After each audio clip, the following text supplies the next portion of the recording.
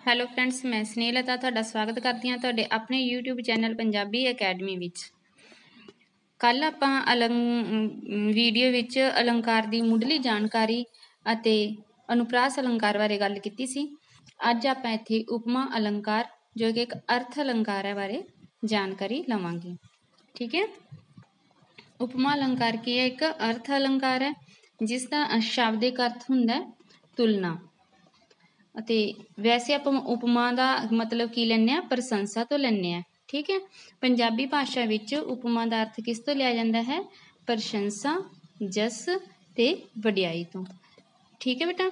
ਉਪਮਾ ਅਲੰਕਾਰ ਸਭ ਤੋਂ ਵੱਧ ਮਕਬੂਲ ਅਲੰਕਾਰ ਹੈ, ਮਤਲਬ ਕਿ ਸਭ ਤੋਂ ਵੱਧ ਪ੍ਰਯੋਗ ਹੋਣ ਵਾਲਾ, ਸਭ ਤੋਂ ਜ਼ਿਆਦਾ ਮਸ਼ਹੂਰ ਅਲੰਕਾਰ ਕਿਹੜਾ ਹੈ? ਉਪਮਾ ਅਲੰਕਾਰ ਹੈ। ਆਪਾਂ ਇਸ ਦੀ ਇੱਕ ਪਰਿਭਾਸ਼ਾ ਦੇਖਦੇ ਹਾਂ। ਡਾਕਟਰ ਪ੍ਰੇਮ ਪ੍ਰਕਾਸ਼ ਜੀ ਦੇ ਅਨੁਸਾਰ ਜਿੱਥੇ ਉਪਮਾਨਯੋਗ ਵਸਤੂ, ਉਪਮਾਨਯੋਗ ਵਸਤੂ ਤੋਂ ਮਤਲਬ ਕੀ ਹੈ? ਉਪਮੇय। ਉਪਮੇय ਦਾ ਮਤਲਬ ਕੀ ਹੁੰਦਾ ਹੈ ਕਿ ਜਿਸ ਦੀ ਅਸੀਂ ਪ੍ਰਸ਼ੰਸਾ ਕਰਦੇ ਹਾਂ ਉਸਨੂੰ ਕੀ ਕਿਹਾ ਜਾਂਦਾ ਹੈ? ਉਪਮੇय। ਦੀ ਕਿਸੇ ਹੋਰ ਮਿਲਦੀ ਜੁਲਦੀ ਵਸਤੂ, ਉਸਨੂੰ ਕੀ ਕਹਿੰਦੇ ਆਪਾਂ? ਉਪਮਾਨ। ਨਾਲ ਸਾਂਝੇ ਗੁਣਾਂ ਦੀ ਸਮਾਨਤਾ ਦੱਸੀ ਜਾਵੇ, ਉੱਥੇ ਉਪਮਾ ਅਲੰਕਾਰ ਹੁੰਦਾ ਹੈ। ਮਤਲਬ ਕਿ ਇਸ ਵਿੱਚ ਇੱਕ ਉਪਮੇय ਹੁੰਦਾ ਹੈ ਜਿਸ ਦੀ ਅਸੀਂ ਪ੍ਰਸ਼ੰਸਾ ਕਰਦੇ ਹਾਂ, ਤੇ ਇੱਕ ਉਪਮਾਨ ਹੁੰਦਾ ਹੈ ਜਿਸ ਦੇ ਨਾਲ ਅਸੀਂ ਪ੍ਰਸ਼ੰਸਾ ਕਰਦੇ ਹਾਂ। ਮਤਲਬ ਦੋਨਾਂ ਵਿੱਚ ਇੱਕ ਤੁਲਨਾ ਦਾ ਭੇਦ ਪਾਇਆ ਜਾਂਦਾ, ਤੇ ਇਸ ਨੂੰ ਕੀ ਕਹਿੰਦੇ ਆ? ਉਪਮਾ ਅਲੰਕਾਰ। ਇਸ ਦੇ ਅੱਗੇ ਆਪਾਂ ਵਿਸਥਾਰ ਨਾਲ ਦੇਖਦੇ ਹਾਂ ਵੀ ਉਪਮਾ ਅਲੰਕਾਰ ਕੀ ਹੁੰਦਾ। ਉਪਮਾ ਅਲੰਕਾਰ ਦੇ 4 ਤੱਤ ਹੁੰਦੇ ਹਨ। ਕਿੰਨੇ ਤੱਤ ਹੁੰਦੇ ਉਪਮਾ ਅਲੰਕਾਰ ਦੇ? 4 ਤੱਤ। ਜਿਸ ਅਲੰਕਾਰ ਵਿੱਚ ਇਹ 4 ਤੱਤ ਪਾਏ ਜਾਂਦੇ ਨੇ ਉਹ ਕਿਹੜਾ ਅਲੰਕਾਰ ਹੋਊਗਾ? ਉਪਮਾ ਅਲੰਕਾਰ ਹੋਵੇਗਾ। ਠੀਕ ਹੈ। ਦੇਖਦੇ ਹਾਂ ਆਪਾਂ ਕਿਹੜੇ ਕਿਹੜੇ ਆ। ਸਭ ਤੋਂ ਪਹਿਲਾਂ ਕੀ ਹੋਣਾ ਚਾਹੀਦਾ ਇਹਦੇ ਵਿੱਚ? ਸਭ ਤੋਂ ਪਹਿਲਾਂ ਇਹਦੇ ਵਿੱਚ ਕੀ ਹੋਣਾ ਚਾਹੀਦਾ? ਉਪਮੇय। ਠੀਕ ਹੈ। ਉਪਮੇय ਕੀ ਹੈ? ਜਿਸ ਦੀ ਤੁਲਨਾ ਜਾਂ ਉਪਮਾ ਕੀਤੀ ਜਾਵੇ। ਜਿਸ ਦੀ ਉਪਮਾ, ਤੁਲਨਾ ਜਾਂ ਪ੍ਰਸ਼ੰਸਾ ਕਰਦੇ ਹਾਂ ਆਪਾਂ, ਉਹ ਉਸਨੂੰ ਆਪਾਂ ਕੀ ਕਹਿੰਦੇ ਹਾਂ? ਉਪਮੇय। ਤੇ ਉਪਮਾਨ, ਜਿਸ ਵਸਤੂ ਨਾਲ ਤੁਲਨਾ ਜਾਂ ਉਪਮਾ ਕੀਤੀ ਜਾਵੇ, ਠੀਕ ਹੈ, ਉਹ ਕੀ ਹੁੰਦਾ? ਉਪਮਾਨ। ਤੇ ਦੋਨਾਂ ਵਿੱਚ ਇੱਕ ਕੀ ਹੋਣਾ ਜ਼ਰੂਰੀ ਹੈ?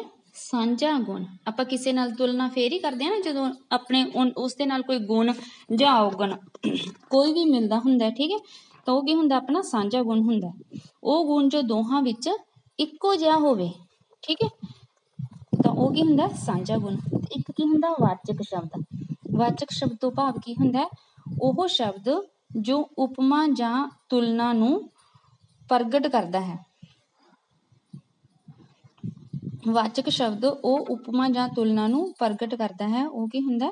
ਵਾਚਕ ਸ਼ਬਦ। ਜਿਵੇਂ ਕਿ ਵਰਗਾ, ਵਾਂਗੂ, ਜਿਉਂ ਤਿਉਂ, ਜੈਸਾ ਤੈਸਾ, ਤਰ੍ਹਾਂ। ਇਹ ਕੀ ਇੱਕ ਵਾਚਕ ਸ਼ਬਦ ਹੈ। ਆਪਾਂ ਇਸ ਨੂੰ ਇੱਕ ਚੰਗੀ ਤਰ੍ਹਾਂ ਐਗਜ਼ਾਮਪਲ ਨਾਲ ਸਮਝਾਂਗੇ ਤਾਂ ਫਿਰ ਆਪਣਾ ਪੂਰੀ ਤਰ੍ਹਾਂ ਕਲੀਅਰ ਹੋ ਜਾਊਗਾ। ਠੀਕ ਹੈ ਬੇਟਾ। ਆਪਾਂ ਇਸ ਦੀ ਇੱਕ ਉਦਾਹਰਨ ਦੇਖਦੇ ਹਾਂ। ਦੇਖੋ, ਉਸਦਾ ਮੁਖੜਾ ਚੰਨ ਵਰਗਾ ਸੋਹਣਾ। ਇੱਥੇ ਇੱਕ ਐਗਜ਼ਾਮਪਲ ਦਿੱਤੀ ਹੈ, ਉਸਦਾ ਮੁਖੜਾ ਚੰਨ ਵਰਗਾ ਸੋਹਣਾ। ਆਪਾਂ ਕਈ ਵਾਰ ਕੋਈ ਬਹੁਤ ਸੋਹਣੀ ਕੁੜੀ ਜਾਂ ਬਹੁਤ ਸੋਹਣਾ ਮੁੰਡਾ, ਕੋਈ ਵੀ ਬੱਚਾ, ਠੀਕ ਹੈ, ਕੋਈ ਹੁੰਦਾ ਤਾਂ ਆਪਾਂ ਉਸਨੂੰ ਕੀ ਕਹਿੰਦੇ ਹਾਂ ਵੀ ਇਹਦਾ ਮੂੰਹ ਦੇਖੋ ਕਿੰਨਾ ਸੋਹਣਾ ਹੈ, ਬਿਲਕੁਲ ਚੰਨ ਵਰਗਾ ਲੱਗਦਾ। ਤਾਂ ਆਪਾਂ ਇਹਦੇ ਵਿੱਚ ਇਹ ਕਿਹੜਾ ਅਲੰਕਾਰ ਹੋਊਗਾ? ਉਪਮਾ ਅਲੰਕਾਰ। ਦੇਖੋ ਇਹਦੇ ਵਿੱਚ ਆਪਾਂ ਨੂੰ ਇਕੱਲੇ 4 ਤੱਤ ਹੈਗੇ ਆ। ਆਪਾਂ ਇਹਦਾ ਚੈੱਕ ਕਰਦੇ ਹਾਂ ਕਿਉਂਕਿ ਆਪਾਂ ਪੜ੍ਹਿਆ ਵੀ ਜਿਸ ਅਲੰਕਾਰ ਵਿੱਚ 4 ਤੱਤ ਹੁੰਦੇ ਨੇ ਉਹ ਉਪਮਾ ਅਲੰਕਾਰ ਹੁੰਦਾ। ਚਲੋ ਆਪਾਂ ਦੇਖਦੇ ਹਾਂ। ਪਹਿਲਾਂ ਦੇਖੋ, ਇਸ ਵਿੱਚ ਆਪਾਂ ਕਿਸ ਦੀ ਪ੍ਰਸ਼ੰਸਾ ਕਿਸ ਦੀ ਕਰ ਰਹੇ ਹਾਂ? ਤੁਲਨਾ ਕਿਸ ਦੀ ਕਰ ਰਹੇ ਹਾਂ? ਮਤਲਬ ਕਿ ਉਪਮਾਨ ਆਪਣਾ ਸ਼ਬਦ ਕਿਹੜਾ? ਉਪਮੇय। ਆਪਾਂ ਕਰ ਰਹੇ ਹਾਂ ਮੁਖੜੇ ਦੀ। ਮੁਖੜਾ ਕਿਹਦੇ ਵਰਗਾ ਸੋਹਣਾ ਹੈ? ਚੰਨ ਵਰਗਾ। ਠੀਕ ਹੈ। ਤਾਂ ਮੁਖੜਾ ਕੀ ਹੈ? ਇੱਕ ਉਪਮੇय ਹੈ ਜਿਸ ਦੀ ਤੁਲਨਾ ਕਰ ਰਹੇ ਹਾਂ, ਜਿਸ ਦੀ ਪ੍ਰਸ਼ੰਸਾ ਕਰ ਰਹੇ ਹਾਂ ਆਪਾਂ। ਠੀਕ ਹੈ। ਤੇ ਚੰਨ ਕੀ ਹੈ? ਉਹ ਉਪਮਾਨ ਹੈ ਜਿਸ ਦੇ ਨਾਲ ਕਰ ਰਹੇ ਹਾਂ। ਮਤਲਬ ਕਿ ਮੁਖੜਾ ਕਿਹਦੇ ਵਰਗਾ? ਚੰਨ ਵਰਗਾ। ਤਾਂ ਚੰਨ ਕੀ ਹੈ? ਆਪਣਾ ਉਪਮਾਨ। ਤੇ ਆਪਾਂ ਇੱਕ ਇਹਦੇ ਵਿੱਚ ਤੀਸਰਾ ਕੀ ਪੜ੍ਹਿਆ ਸੀ? ਸਾਂਝਾ ਗੁਣ। ਦੋਹਾਂ ਵਿੱਚ ਕੀ ਹੋਣਾ ਚਾਹੀਦਾ? ਇੱਕ ਸਾਂਝਾ ਗੁਣ ਹੋਣਾ ਚਾਹੀਦਾ। ਤਾਂ ਦੋਨਾਂ ਵਿੱਚ ਕੀ ਹੈ? ਇੱਕ ਸੋਹਣਾ ਕੀ ਹੈ? ਸਾਂਝਾ ਗੁਣ ਹੈ ਵੀ ਮੁਖੜਾ ਵੀ ਸੋਹਣਾ ਹੈ ਤੇ ਚੰਨ ਵੀ ਸੋਹਣਾ ਹੈ। ਤੇ ਇੱਕ ਆਪਾਂ ਇਹਦੇ ਵਿੱਚ ਚੌਥਾ ਗੁਣ ਕਿਹੜਾ ਦੇਖਿਆ ਸੀ? ਇਹਦਾ ਤੱਤ ਵਾਚਕ ਸ਼ਬਦ ਹੋਣਾ ਚਾਹੀਦਾ, ਜਿਵੇਂ ਕਿ ਵਰਗਾ, ਜੈਸਾ ਤੈਸਾ, ਤਰ੍ਹਾਂ। ਜਿਸ ਦੇ ਵਿੱਚ ਵੀ ਇਹ 4 ਤੱਤ ਮਿਲਦੇ ਨੇ ਤਾਂ ਉਹ ਕੀ ਹੈ? ਆਪਣਾ ਉਪਮਾ ਅਲੰਕਾਰ। ठीक है बेटा। एक इहदे विच उपमेय, एक है उपमेय, उपमान, दोनों का सांझा गुण भी वो सोहने है, चंगे है, बुरे है, कुछ भी, ठीक है। एक गुण होना चाहिए दोनों विच, ते एक वाचक शब्द होना जरूरी है। तो एक ही है उपमा अलंकार।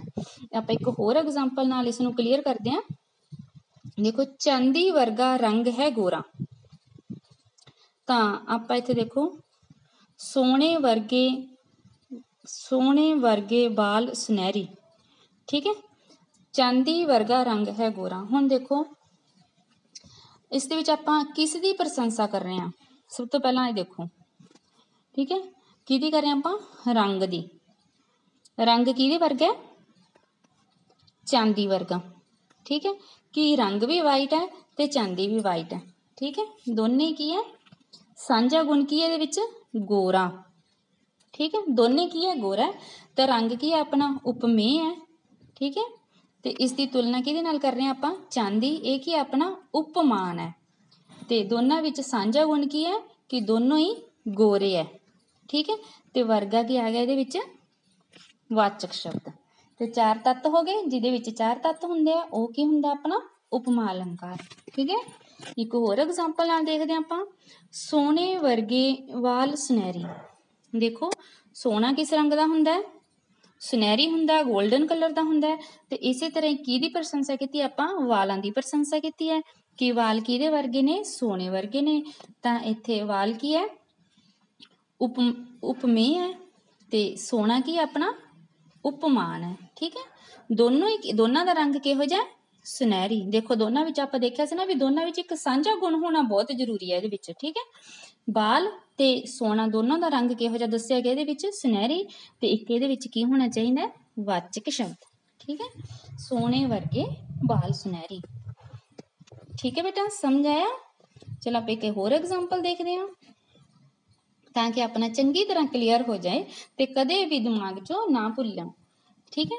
देखो, ज्यों मामा त्यों ठंडियां छावां, ठीक है बेटा। ਇਹਦੇ ਵਿੱਚ दसो हुण उपमेय कौन है? किस दी आपां तुलना, किस दी प्रशंसा कर रहे हैं आपां? मामा दी, ठीक है। मामा की है अपनी? उपमेय है ਇਹਦੇ ਵਿੱਚ भी मामा किस तरह ठंडियां ਹੁੰਦੀਆਂ ने? जिस तरह अपनी ਛਾਂ ਹੁੰਦੀ है। मामा ਤੇ ਛਾਵਾਂ ਨੂੰ ਇੱਕੋ ਜਿਹਾ ਹੀ ਦੱਸਿਆ ਗਿਆ ਹੈ। ਜਿਵੇਂ ਛਾਵਾਂ ਵਿੱਚ ਬੈਠ ਕੇ ਆਪਾਂ ਨੂੰ मन शीतल हो जाता अपना, उस तरह ही मामा कोल बैठ के भी अपना मन, मामा नाल गल करके मतलब उस तरह अपने मन नूं ठंडक मिलती है, ठीक है। मामा ते छावां दोनों ही की हुंदियां हन? दोनों का सांझा गुण की है इहदे विच? ठंडियां, ठीक है। मामा ते छावां की हन? दोनों ही ठंडियां। ते इहदे विच सांझा वाचक गुण की है? ज्यों ये त्यों। की है ये दोनों? वाचक गुण, ठीक है। चारों गुणों का समेल हो गया ना इहदे विच, चारों तत्तां दा। मामा, छावां, ठंडियां सांझा गुण हो गया, ते ज्यों ते त्यों की हो गया इहदे विच? वाचक शब्द, ठीक है। समझ आ गया बिल्कुल? चलो आपां एक होर एग्जाम्पल देखते हैं, ताकि तुसीं बिल्कुल भी इसनूं कदे भी ना भुल्लो, ठीक है। सूरज वांग सूहा हुसन दी वाहर पवस नकाबू। देखो, अपन कई बार लाइन पढ़ के इस तरह अपन लगता है भी ये कुछ होर ही आ गया, भी ये भी लगता ही नहीं गा अपन भी उपमा अलंकार भी हैगा। कई बार अपन शब्द इहो जिहे लगते हैं, पर अपन थोड़ा जिहा ध्यान नाल देखांगे तो बिल्कुल ये चारों तत्त मिल रहे अपन नूं। देखो, सूरज वांग सूहा हुसन। देखो, किसी लड़की की आप प्रशंसा कर रहे हैं भी उसका हुसन किस दे वर्गा है? सूरज वर्गा, ठीक है।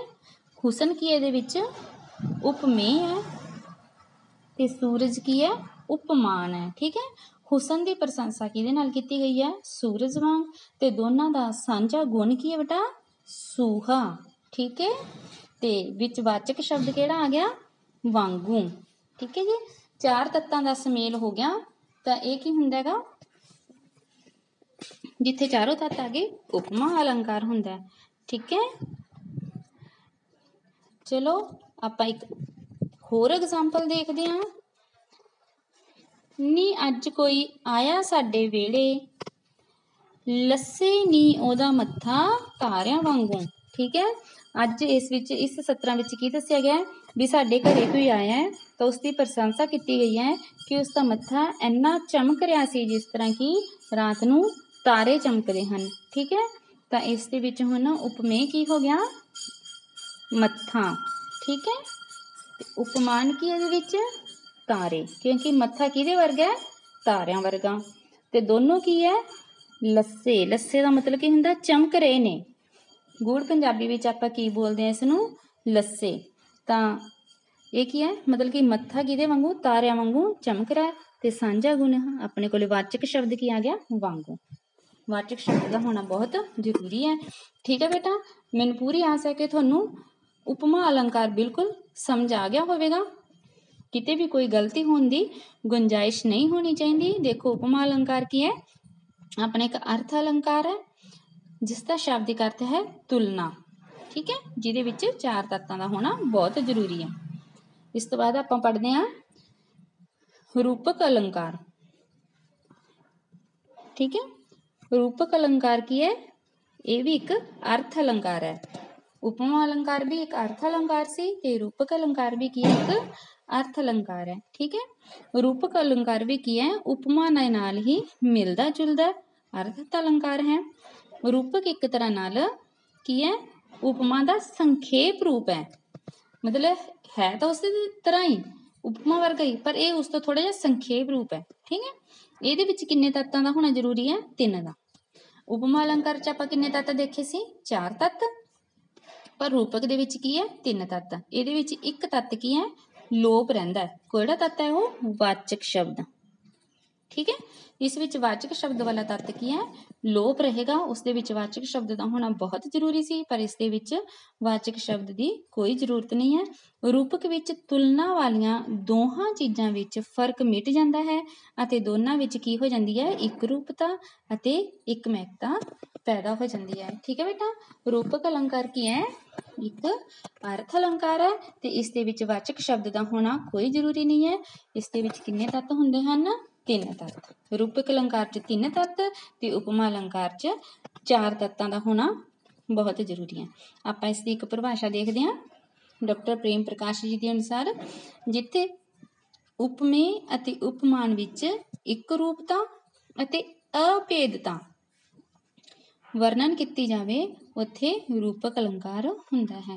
मतलब कि जिथे उपमान ते उपमान विच कोई भेद ही ना रहे, मतलब उत्थे तो एक वाचक शब्द लग जाता सी उपमा अलंकार च, आपां दोनां दे विच भेद साफ दिखाई दिंदा सी।